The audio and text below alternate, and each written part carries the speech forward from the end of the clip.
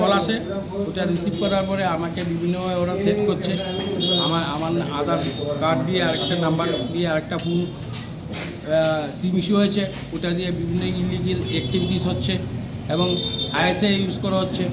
ওরা তারপরে বললো আমি যদি ওদেরকে টাকা না দিই তাহলে আমার ফ্যামিলির লোককে মারবে, আমাকে ক্ষতিকর প্রাণী না ওরা মেরে ফেলবে, এসব বলে ভয়ভীতি দেখিয়ে আমার কাছ থেকে টাকা নিয়ে গেছে। কত হাজার টাকা নিল?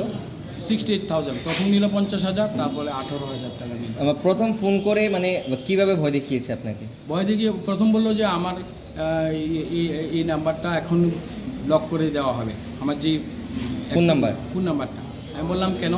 তখন বললো আমার আরেকটা সিম আছে যেটা থেকে মুম্বাইয়ে আন্ধেরি পুলিশ স্টেশনে আমার বিরুদ্ধে একটা এফআইআর হয়েছে যে আমি ওই ফোন থেকে বিভিন্ন নাশকতামূলক কার্যকলাপ করা হচ্ছে, এটা বলে শুরু করে দিল। তারপরে ইডি, তারপরে সিবিআই, এসব বিভিন্ন ওর পেপার্স দিলে 1 by 1 আমার বিরুদ্ধে বিভিন্ন পেপার্স দেখালো, আমাকে সাবমিট করছে হোয়াটসঅ্যাপের মাধ্যমে, ভিডিও কলের মাধ্যমে। ওরা পুলিশ অফিসার একজন ছিল, এমন দেখিয়েছে। এমন করে করে লাস্টে ও বললো যে আমাকে টাকা দিতে হবে, নয়তো ওরা আমার অনেক ক্ষতি করে দেবে, আমি বলছি। আপনার নাম?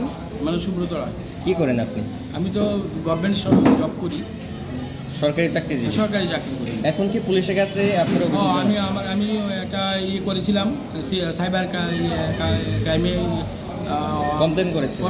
আবার টেলিফোন ওরা আমাকে একটা নাম্বার দিয়েছে, বলছে এখান থেকে এই নাম্বারটা দিয়ে ওরা কমপ্লেন লস করেছে, ওটা থেকে এখানে আমাকে আবার একটা কমপ্লেন করতে হবে। কী বলবেন আপনি এত টাকার প্রতারণার শিকার, কি বলবেন সাধারণ মানুষ? আমি সাধারণ মানুষকে বলবো কোনো আননোন নাম্বারই রিসিভ করা উচিত না।